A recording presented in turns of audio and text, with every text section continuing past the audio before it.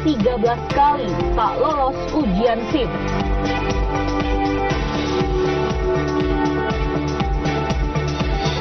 Simak dialog khusus bersama Gubernur Sulawesi Utara Oli Dondo Kambe terkait 7 tahun membangun Bumi Nyur Melambai.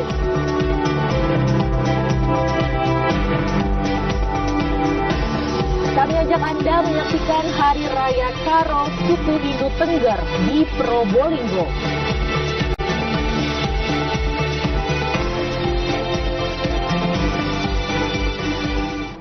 Pemirsa, Jumat pagi Presiden Joko Widodo meresmikan Jalan Tol Ciawi-Sukabumi, ruas Cigombong-Cibadak di Gerbang Tol Parungkuda, Kabupaten Sukabumi, Jawa Barat. Jokowi menyebut ruas tol sepanjang 11,9 km tersebut selesai dibangun dan siap beroperasi.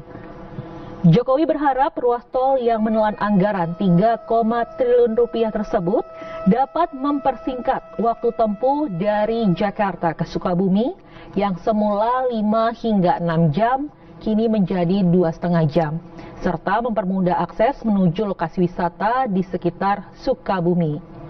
Selain itu, tol Ciawi-Sukabumi ruas Cigombong-Cibadak diyakini dapat mempercepat mobilitas orang dan barang, serta meningkatkan investasi di Jawa Barat. Ruas ini menelan anggaran biaya 3,2 triliun rupiah. Dan kita harapkan nantinya dengan selesainya ruas jalan ini,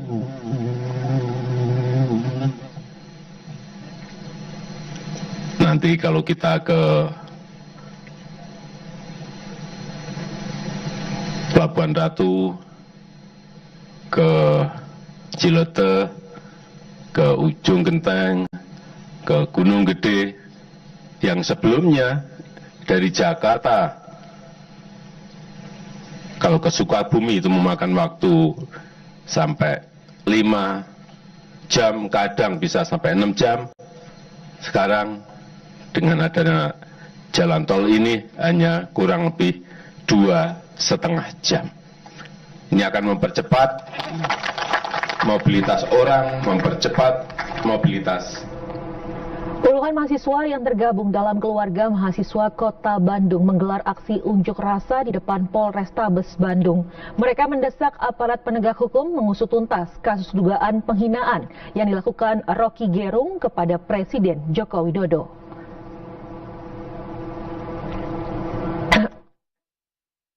Berbagai macam poster kecaman terhadap Rocky Gerung, puluhan mahasiswa yang tergabung dalam keluarga mahasiswa Kota Bandung menggelar aksi unjuk rasa di depan Polrestabes Bandung Kamis sore.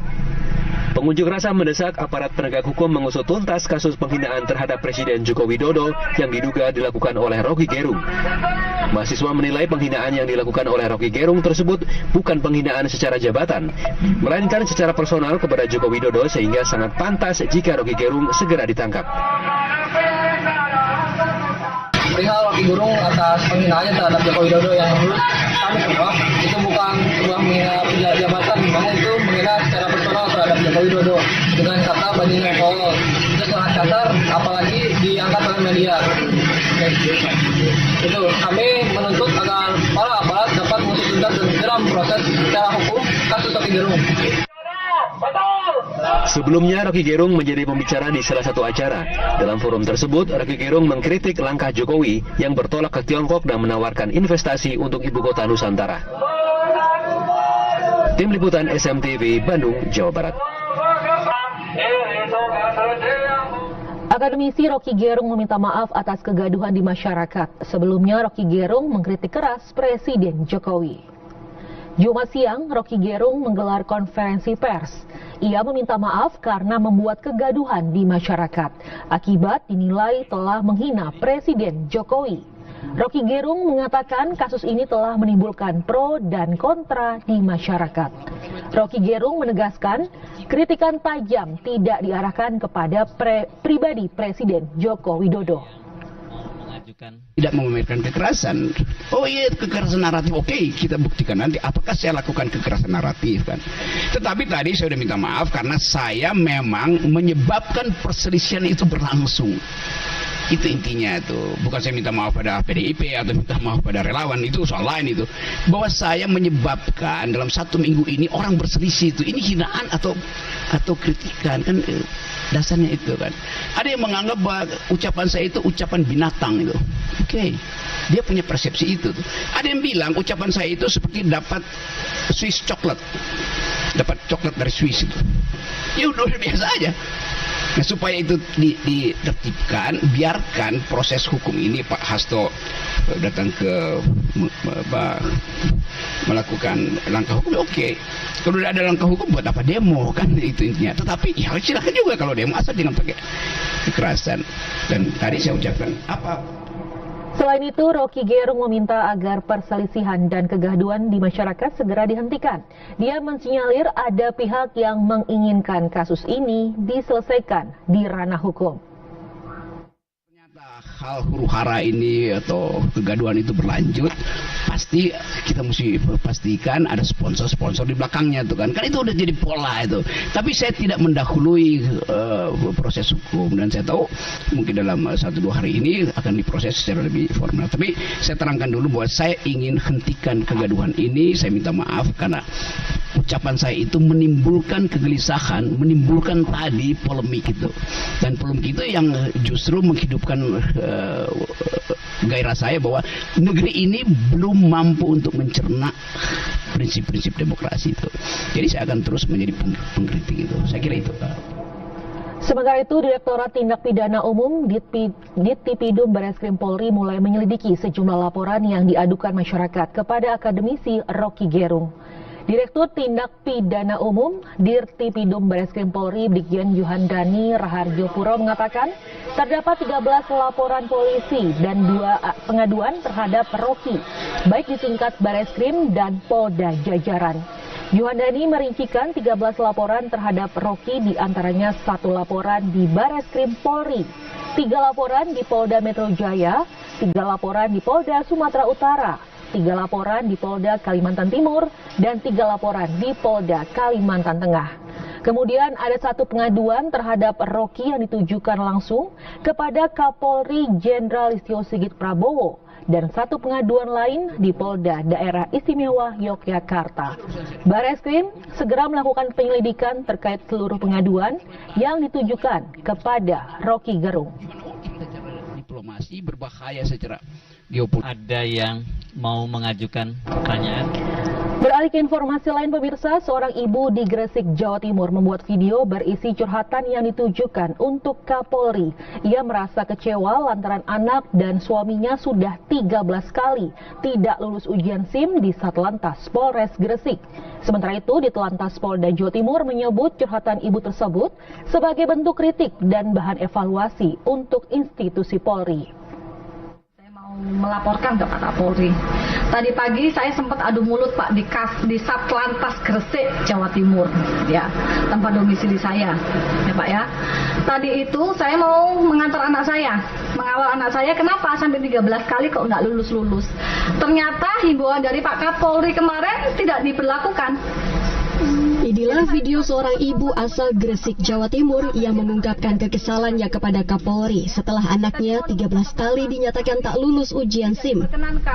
Tak hanya sang anak, suami ibu tersebut juga 1 kali gagal tes ujian SIM di Satlantas Polres Gresik. Video yang diunggah di media sosial ini pun kemudian viral. Direktur Lalu Lintas Polda Jawa Timur, Kombes Pol Taslim Hairudin, menyebut aksi protes yang dilakukan ibu tersebut sebagai bentuk kritik dan bahan evaluasi. Polda Jawa Timur pun sudah menurunkan tim untuk mendalami persoalan yang dialami ibu asal Gresik tersebut. Sementara yang kita dapat adalah memang benar peristiwa itu terjadi. Suami beliau itu 1 kali ujian dan gagal. Sementara anaknya 13 kali dan gagal. Yang kita sayangkan adalah memang anggota kita kurang sensitif. Mestinya dengan 13 kali gagal itu mestinya harus dibaca bahwa putranya memang betul-betul menginginkan SIM itu.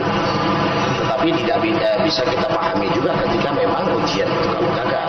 Oleh sebab itu semestinya langkah kita adalah dengan memberikan semacam konseling, pelatihan, sehingga tidak sampai menimbulkan persoalan seperti ini.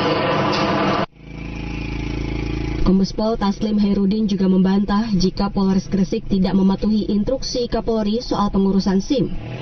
Ia menduga masalah ini terjadi karena kurang sensitifnya anggota polisi di lapangan saat melayani masyarakat. Bagus Setiawan, JTV Gresik, Jawa Timur. Sementara itu, Korlantas Polri resmi mengubah layout lintasan ujian praktek SIM C dengan menghilangkan lintasan berbentuk angka 8 dan zigzag menjadi lintasan berbentuk huruf S. Hal ini dilakukan agar memudahkan masyarakat mendapatkan SIM serta mengubah perilaku berkendara para pengendara sepeda motor di jalan raya.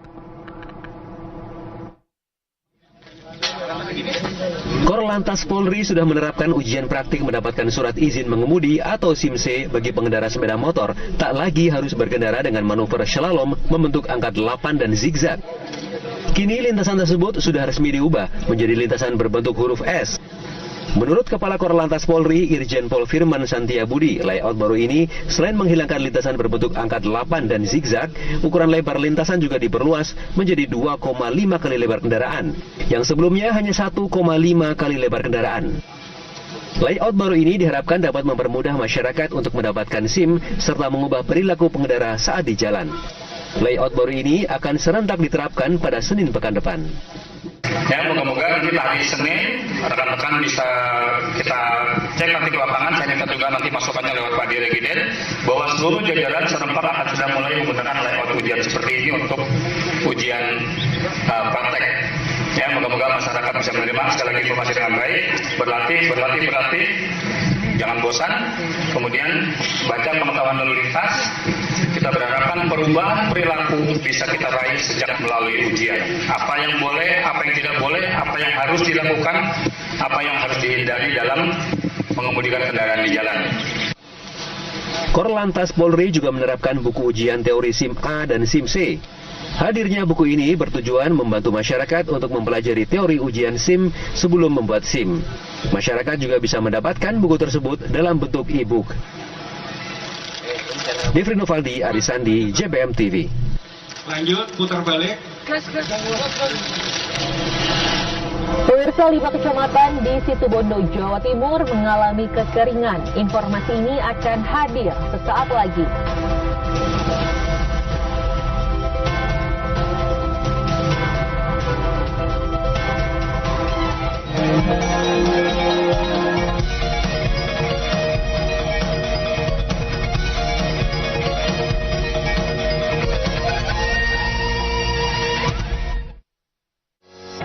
Menjelajah tempat wisata di Sulawesi Utara, pesona alam hingga keindahan pantai.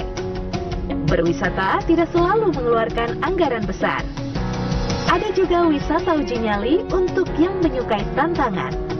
Wisata hutan kota mencari inspirasi dan ketenangan. Semua pilihan ada di sini. Saksikan Bapontar di JBM TV.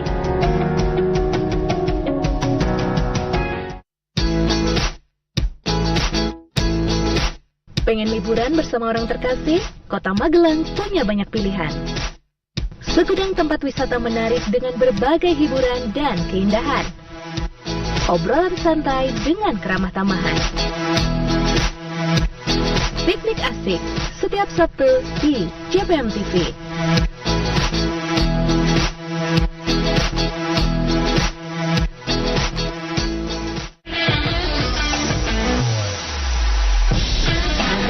Terbaik, menyajikan cerita di dalam dan luar lapangan,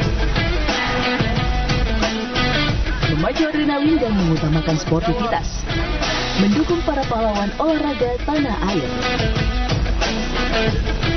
Semuanya tersaji di bintang lapangan di JBM TV.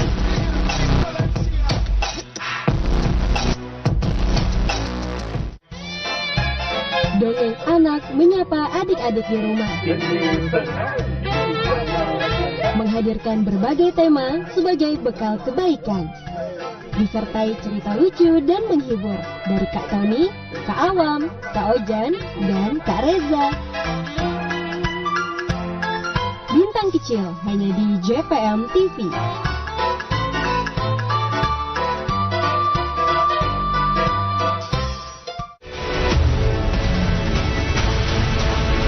Rangkum berita dari seluruh Nusantara, menyuguhkan peristiwa dari beragam sudut pandang. Program yang mencoba melihat Indonesia yang sesungguhnya. Nusantara Kini hadir setiap hari di JPM TV.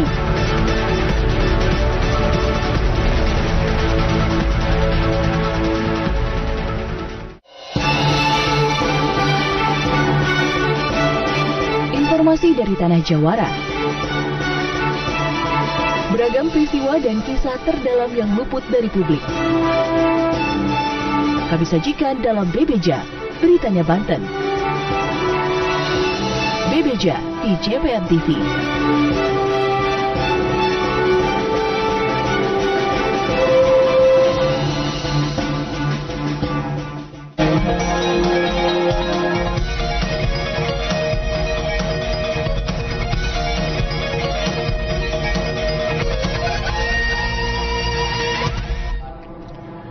Pemirsa, Dinas Pendidikan Jawa Barat menemukan 89 peserta penerimaan peserta didik baru atau PPDB 2023 melakukan dengan memasukkan dokumen dan data saat pendaftar. Rencananya Disdik akan membawa hal ini ke ranah hukum.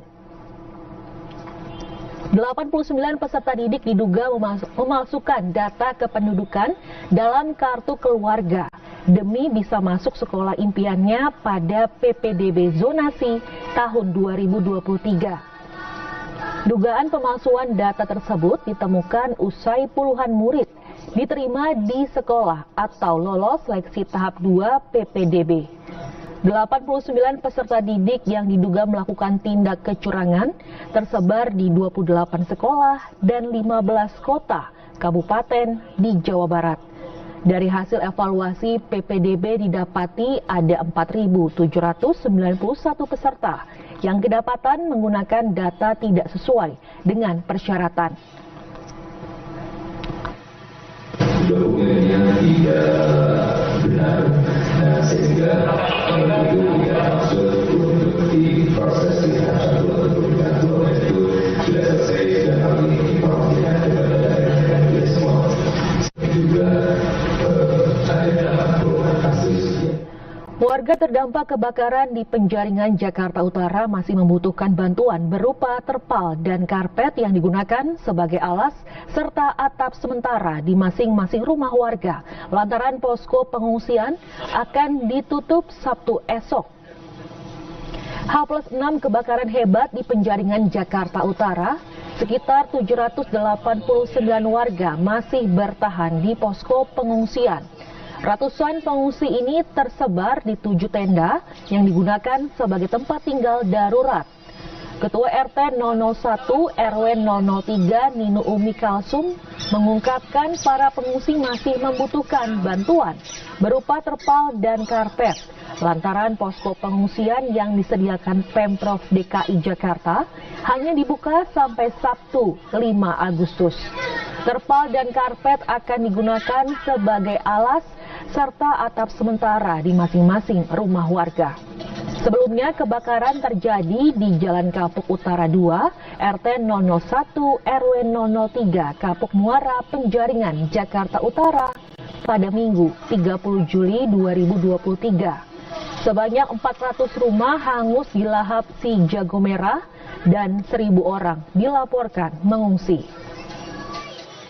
Untuk saat ini sih warga sih mintanya sih dari tadi ya, minta langsung ke posko utama itu mereka minta terpal karena emang Sabtu itu mereka sudah balik ke rumahnya masing-masing dalam keadaan rumah hangus terbakar.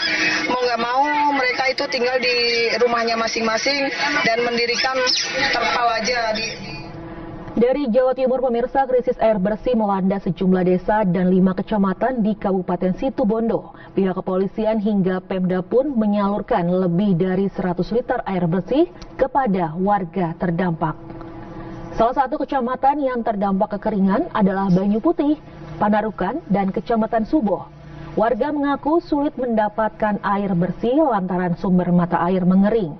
Saat ini warga mengandalkan suplai air bersih yang diberikan pemerintah daerah hingga Polres Situbondo. Pada Kamis siang, Polres Situbondo menyalurkan sekitar 100 liter air bersih kepada warga di Desa Sumber Kolak. Struktur ya, ini ada perbaikan lah. Yang kedua, listrik. Karena masyarakat kita yang di atas ini belum tersuplai oleh listrik, dan kami tetap berupaya pemerintah desa untuk melakukan yang bisa kita danai melalui APBDes. Di salah satunya mungkin nanti. Alhamdulillah hari ini kita lihat sendiri masyarakat di desa khususnya Sumber Kolak ini ya, Sumber Kolak sangat antusias, khususnya yang jauh dari pemukiman keramaian kita sisir ke wilayah pegunungan. Memang kita dilanda kekeringan musim kemarau, baru beberapa bulan sudah seperti ini, kita peduli. Pemirsa, nelayan Muncar Banyuwangi menggelar tradisi petik laut. Akan kami hadirkan informasi ini di segmen Satu Nusa Berbahasa Daerah sesaat lagi.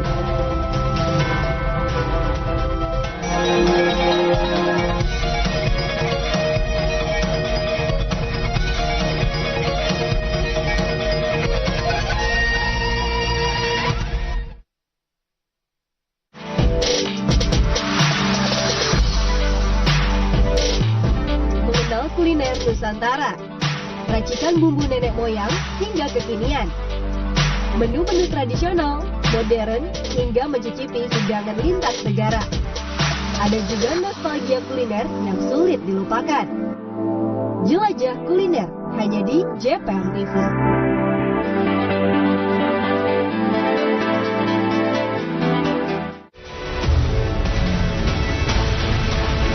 Rangkum berita dari seluruh Nusantara, menyuguhkan peristiwa dari beragam sudut pandang. Program yang mencoba melihat Indonesia yang sesungguhnya. Nusantara Kini hadir setiap hari di JPM TV.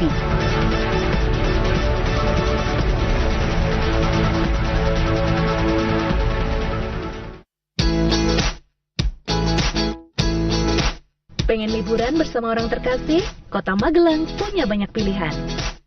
Segudang tempat wisata menarik dengan berbagai hiburan dan keindahan. Obrolan santai dengan keramah tamahan. Piknik asik setiap Sabtu di JPM TV.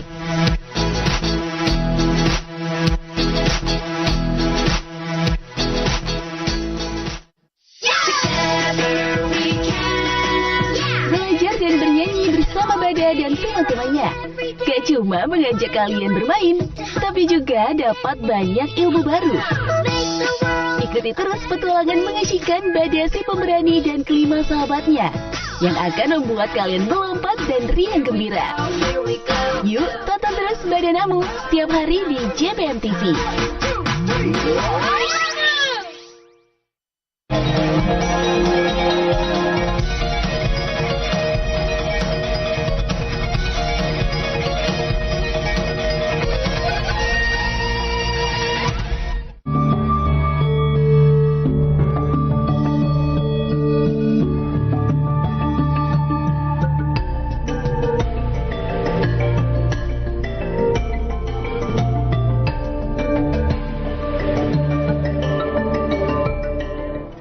Pemirsa, setiap memasuki tanggal 15 bulan Muharram atau bulan Suro dalam kalender Jawa, warga pesisir di Kecamatan Muncar, Banyuwangi menggelar tradisi petik laut.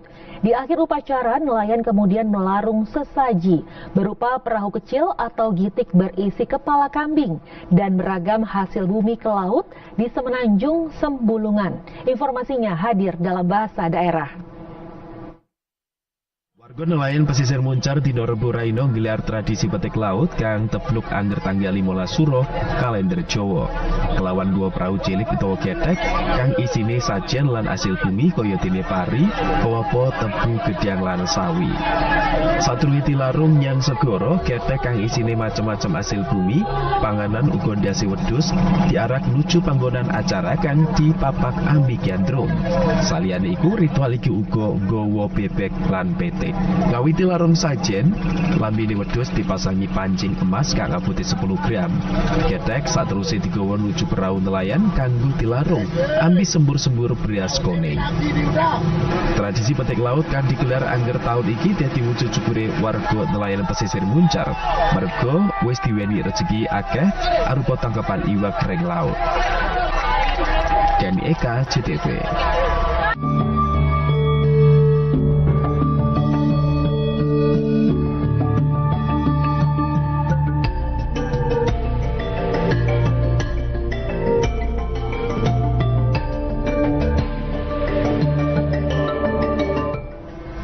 Dialog khusus bersama Gubernur Sulawesi Utara Oli Dondo Kambe akan hadir usai jeda. Nusantara Kini segera kembali.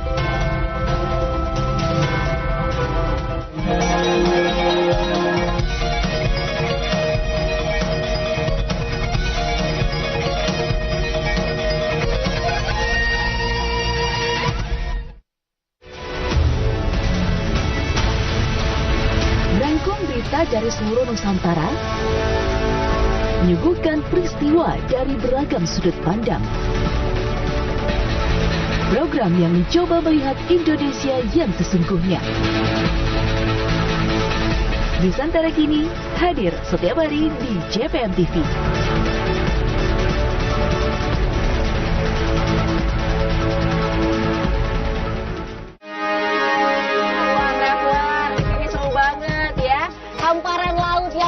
Dan juga pasir pantai yang putih. Wah, ini sangat bikin rileks sih.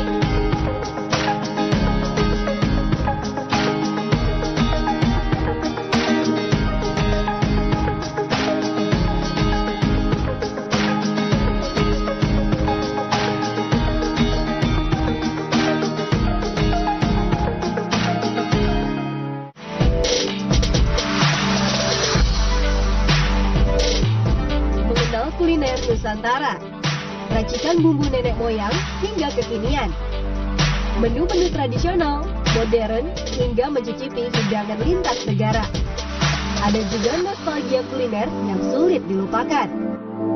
Jelajah kuliner hanya di JPM TV.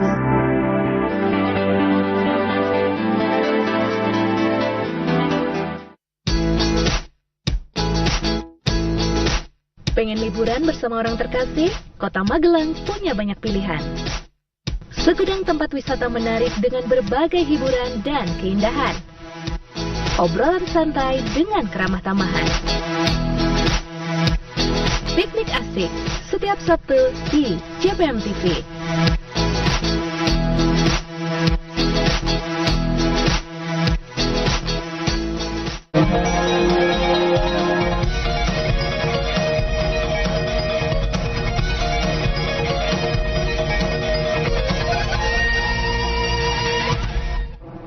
Pemirsa, sejumlah daerah di Sulawesi Utara gencar membangkitkan sektor pariwisata. Gubernur Sulawesi Utara Oli Dondo Kambe memiliki target untuk menyelesaikan proyek strategis nasional di sisa masa jabatannya.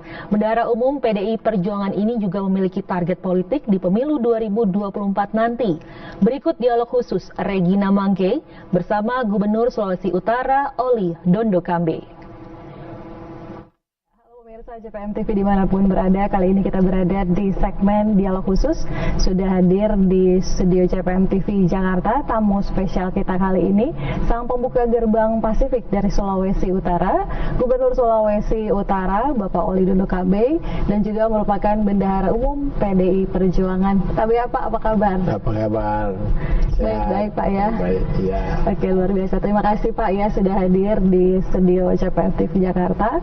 Oke, Pak Gubernur Oli ini kan sudah 7 tahun lebih ya sebagai Gubernur Sulawesi Utara. Saya sebagai masyarakat Sulawesi Utara turut melihat begitu banyak proyek strategis nasional yang dibawa ke Sulawesi Utara, Pak. Kira-kira di sisa masa jabatan ini, Pak, ada lagi kah surprise untuk masyarakat Sulawesi Utara?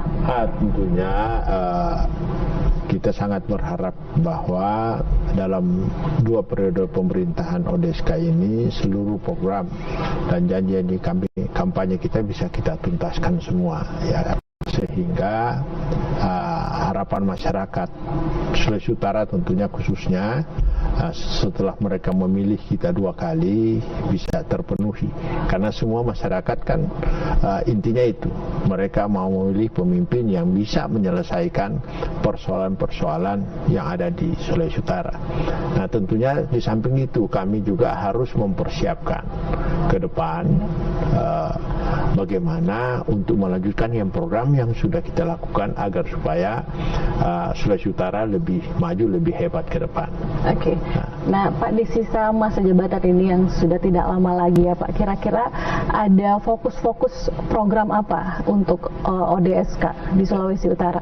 Ya, memang di sisa masa jabatan ini kan tinggal 1 tahun lebih, tentunya kita akan menuntaskan misalnya salah satu jalan ring road Manado, jalan lingkar Manado kita akan tuntaskan, terus dalam rangka meningkatkan hasil pertanian kita, salah satu bendungan di Bola Mongondo harus kita tuntaskan sehingga tahun ini sudah bisa diresmikan oleh Pak Presiden dan sudah bisa beroperasi, dan kita bersyukur karena kalau tahun ini bisa beroperasi pada saat dunia menghadapi tantangan panas El Nino, Sulawesi Utara ketersediaan airnya untuk lahan pertanian cukup.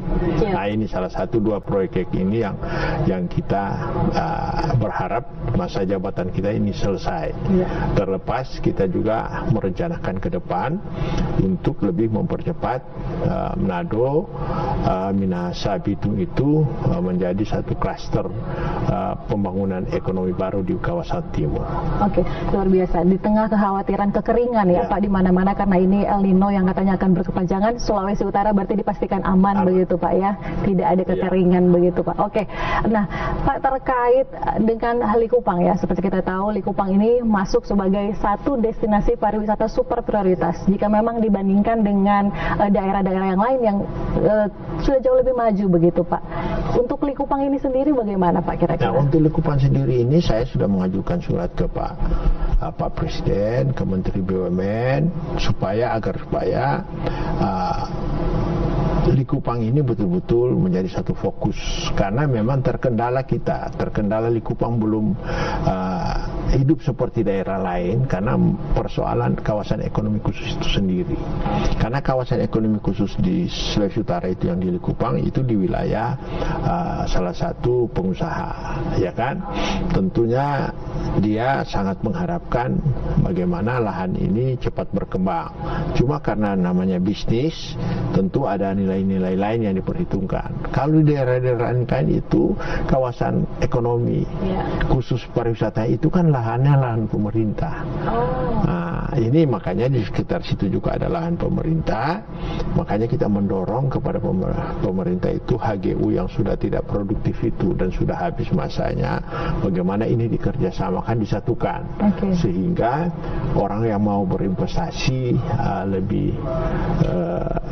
lebih murah dia mendapatkan lahan untuk dia investasi. Nah, ini akan kita dorong. Sementara kita dorong mudah-mudahan tahun ini bisa selesai. Menurut Pak Menteri BUMN sementara berproses hal-hal seperti ini. Oke, berarti hanya terkait permasalahan lahan itu sampai investor agak ya menghambat, karena swasta itu dia mencari investor pasti ada pertimbangan lahannya. Ya. Kalau pemerintah kan nggak ada, lu masuk situ bangun. Contohnya saat ini sekarang di Likupang kan sudah ada satu kawasan pariwisata yang baru, ya kan?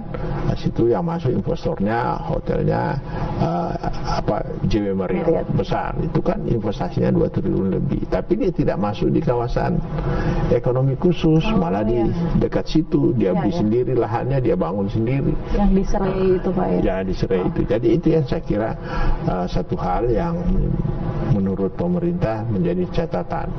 Kalau memang betul-betul mau mempercepat maju, kawasan ekonomi khusus harus diperluas. Harus diperluas dengan lahan yang milik BUMN ini. Oke, luar biasa. Bicara soal memperluas investasi begitu di Sulawesi Utara, saya juga lihat Pak Gubernurnya sering keluar negeri ya, ke China, Pak Gub. Itu kira-kira ada peluang kerjasama apa untuk Sulawesi Utara? Ya itu salah satu setelah kita berkunjung sana, karena sebelum COVID kan semua kita sudah MOU udah berjalan. Pada saat terkendala pada saat COVID, karena pada saat COVID itu kan kita terkendala. Nah, setelah selesai COVID, makanya kita datangi lagi mereka untuk mempertanyakan kembali bagaimana komitmen-komitmen kita tentang investasi di Sulawesi Utara yang sudah kita sama-sama jalan. Nah, ternyata dari tanggapan dari China sangat positif. Itu China Southern langsung ini terkait pariwisatanya Pak ya berarti. China Southern langsung buka penerbangan langsung 1 minggu 2 kali. Malah dia sampaikan bisa 1 minggu 3 kali. Itu. Nah, para investasi juga sudah mulai deal kita, mereka sudah mencari lahan untuk berinvestasi di Sulawesi Utara, begitu juga di lahan Kimong. Mereka sudah akan berkunjung lagi bulan depan ke Sulawesi Utara melihat potensi apa yang bisa cepat berjalan. Nah, karena memang Sulawesi Utara ini tentunya menjadi incaran bagi negara-negara Cina karena jarak tempuh itu sangat dekat sangat dekat, sehingga mereka lihat ini sangat bermanfaat untuk ke depan. Karena investasi Cina itu kan ada di Maluku Utara, ada di Sulawesi Tengah, sama Sulawesi Tenggara. Nah, daerah Sulawesi Utara ini menjadi transit bagi seluruh aktivitas mereka. Dari awal sampai sekarang pun menjadi daerah transit mereka. Jadi mereka lihat Sulawesi Utara potensinya sudah ada. Nah, dari grup KONS itu saya lihat sudah lahan untuk pariwisata mereka udah buka, udah mulai mengembangkan kemarin. Itu salah satu investasi dari China ya? Dia akan bikin hotel 400 kamar karena udah sementara membangun. Seizinnya udah beres, mereka sementara membangun sekarang kurang lebih 400 kamar. Mereka berinvestasi di situ. Jadi banyak investasi yang sekarang bisa masuk dengan sini. Cuma memang saat ini kan karena aturan yang baru, investasi daerah itu kan misalnya AMDAL kita harus ke pusat, ada beberapa hal harus keluar dari pusat, jadi menjadi kendala juga bagi pemerintah provinsi ini. Berarti kendalanya bukan di pemerintah daerah Pak? Di pemerintah daerah, jadi ada terhambat juga.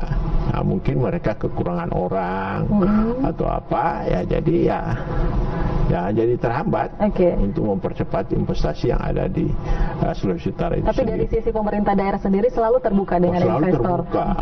Kalau kita nggak ada orang mau berinvestasi, masa kita mau halang-halangi? Buat apa kita halang-halangi? Makanya kita mendorong mempercepat mereka melakukan sesuatu. Baik.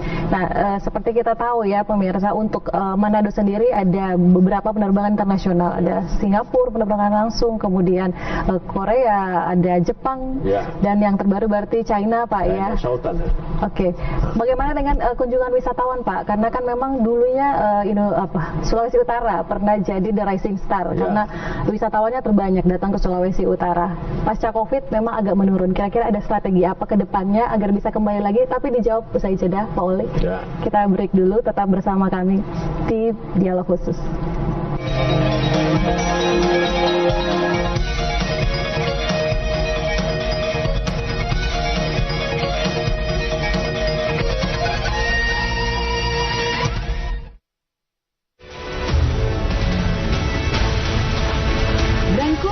Dari seluruh Nusantara menyuguhkan peristiwa dari beragam sudut pandang. Program yang mencoba melihat Indonesia yang sesungguhnya. Nusantara Kini hadir setiap hari di JPM TV.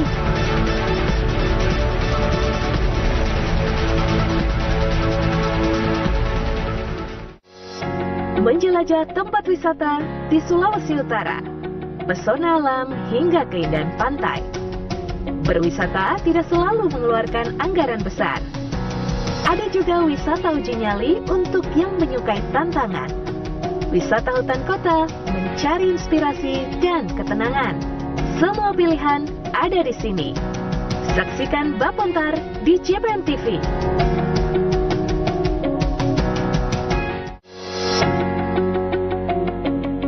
Indonesia punya banyak cerita. Kisah inspiratif bertabur ide dan gagasan. Perjuangan anak negeri bertarung di negeri sendiri. Terangkum dalam potret kecil Indonesia. Saksikan inspirasi kita hanya di JPM TV.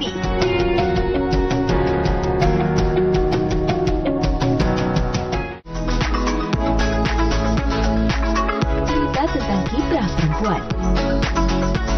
Sejumlah isu perempuan juga dikupas tuntas. Mulai tentang pendidikan, karir, finansial, kecantikan, kesehatan hingga keluarga. Bersama Untuk Perempuan di JPM TV.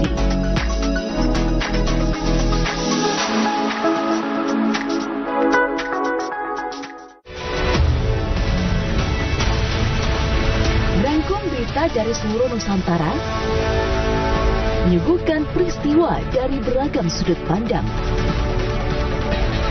Program yang mencoba melihat Indonesia yang sesungguhnya. Nusantara Kini hadir setiap hari di JPM TV.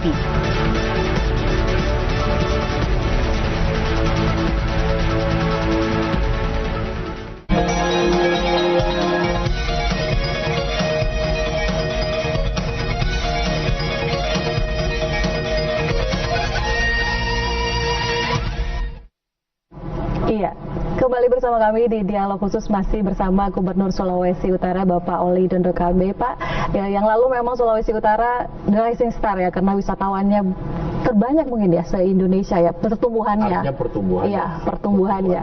Pasca Covid ini memang mulai lagi dari awal Pak, kira-kira ada strategi apa dari pemerintah Provinsi Sulawesi Utara untuk mengembalikan kejayaan wisatawan ke Sulawesi Utara? Ya memang ini kesempatan pada waktu Covid, kita langsung melakukan perbaikan-perbaikan, termasuk perbaikan yang ada di pusat kota Manado. Itu kita lakukan perbaikan untuk Manado Biswoltnya semua. Saya kira ini udah mulai selesai, 70% udah selesai perbaikan-perbaikan. Ada tahap 2 lagi? Udah tahap 2 lagi, udah mulai kita perbaikan semua sehingga pada saat sekarang mulai kita lagi buka. Itu yang saya berkunjung ke daerah beberapa negara, saya berkunjung, kita komitmen kembali dengan para tur operator untuk sudah bisa berkunjung ke Sulawesi Utara, dan itu sudah terbukti.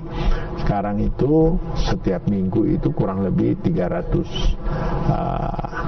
paket turis itu 100 orang dari Eropa, Amerika yang lewat Singapura, masuk lewat Skuter. Nah, begitu juga dari Cina ini kurang lebih 350 orang setiap minggu udah masuk.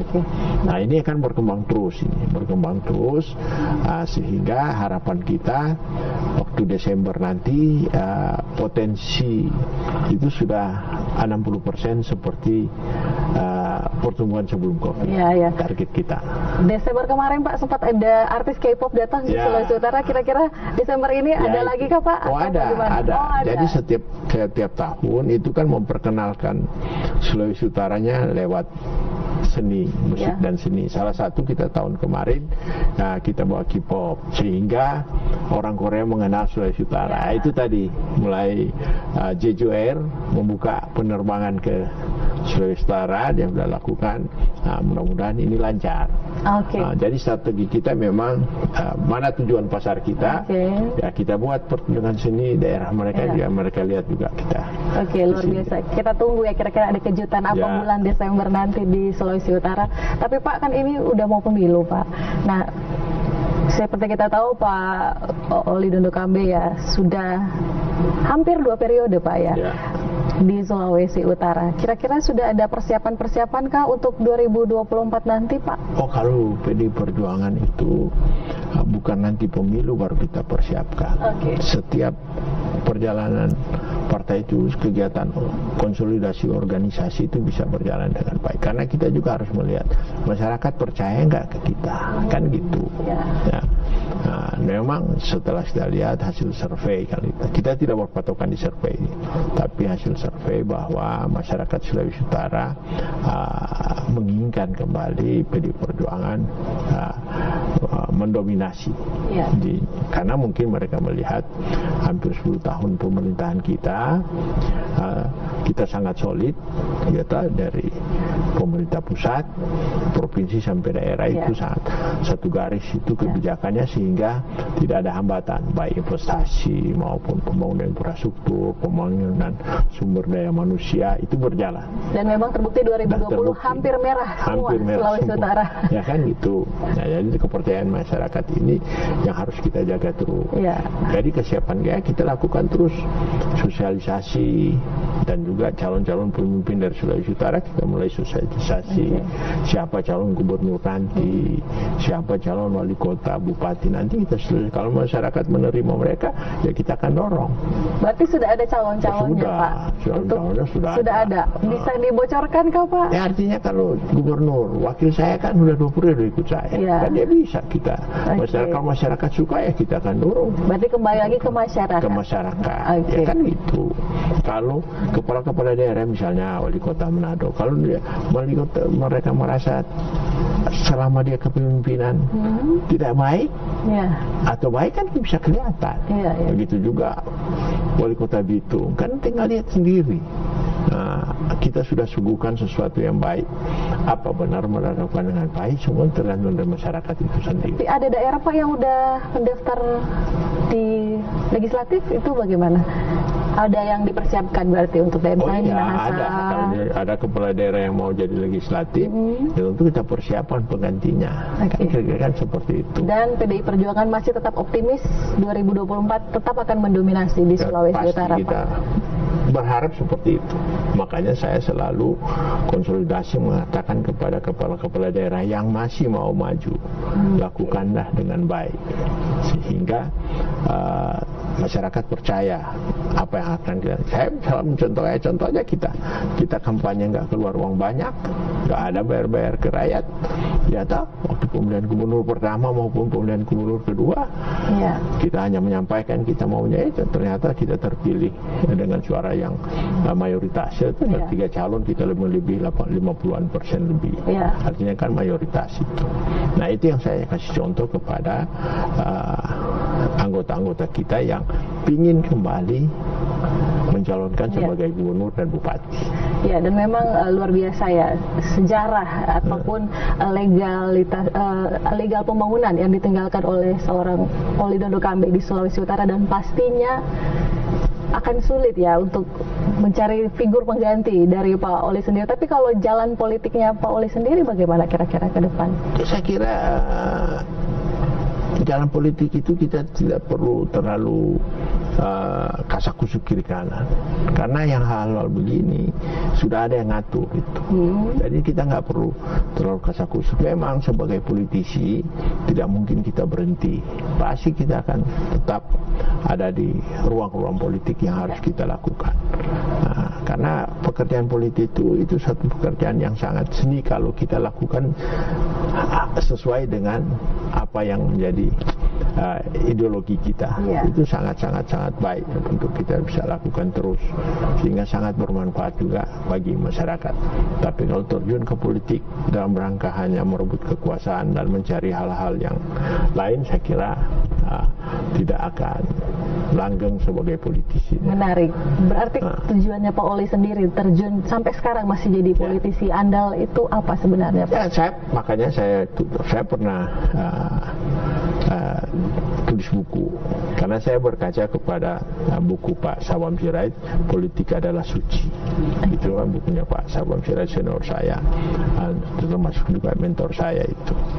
Dia menulis buku itu. Jadi saya melihat itu, makanya pengalaman saya sebagai anggota DPR itu saya tuangkan dalam satu buku, baca untuk pelajaran berpolitik, bagaimana hati nurani kita menjalankan sebagai politik itu. Oke.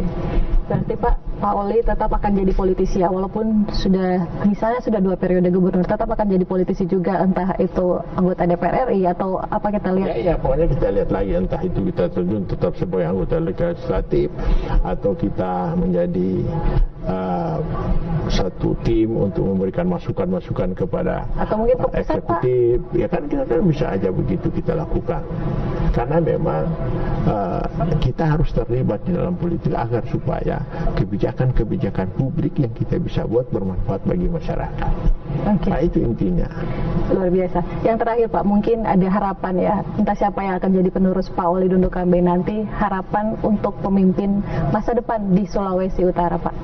Saya kira siapapun yang akan jadi pemimpin di Sulawesi Utara tentunya dia harus selalu mengaca dirinya itu. Kekuasaan itu bukan sesuatu yang indah terus. Karena kekuasaan itu selalu ada sisi gelapnya. Nah, ini yang harus kita lihat, sisi gelap dari kekuasaan itu apa, agar supaya kita bisa melakukan hal-hal yang sangat baik bagi masyarakat. Oke, luar biasa. Terima kasih banyak Pak Oli atas waktunya. Sayang sekali waktu kita sangat terbatas. Terima kasih sekali lagi ya. Kita tunggu saja ya kira-kira bagaimana jalan politik seorang Oli Dondo Kambe ke depan. Yang pasti tadi pesannya untuk calon penerusnya ya, supaya bisa terus membangun daerah dan juga bisa melihat bahwa politik itu tidak selalu indah Pak ya. Ada juga sisi buruknya begitu. Oke, sekali lagi terima kasih Pak Oli. Demikian dialog khusus kita kali ini pemirsa. Sesudah ini kita akan kembali dengan informasi lainnya. Tetap bersama kami di Nusantara Kini. Pemirsa, usai jeda kami akan kembali dengan Hari Raya Karo suku Hindu Tengger. Tetaplah bersama kami di Nusantara Kini.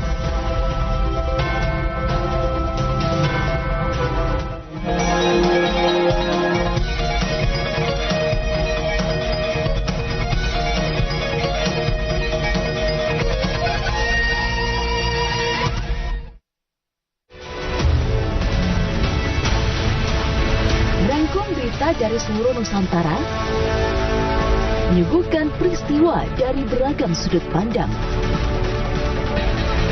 Program yang mencoba melihat Indonesia yang sesungguhnya. Nusantara Kini hadir setiap hari di JPM TV.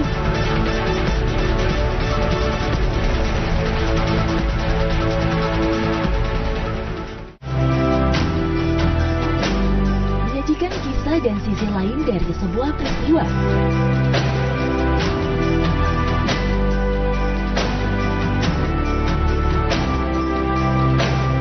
Menyuguhkan cerita-cerita yang dikemas dalam feature yang menggugah inspirasi. Cerita di JPM TV.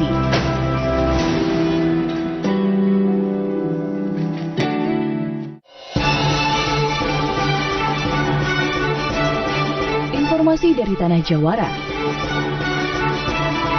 Beragam peristiwa dan kisah terdalam yang luput dari publik kami sajikan dalam Bebeja, Beritanya Banten. Bebeja di JPM TV.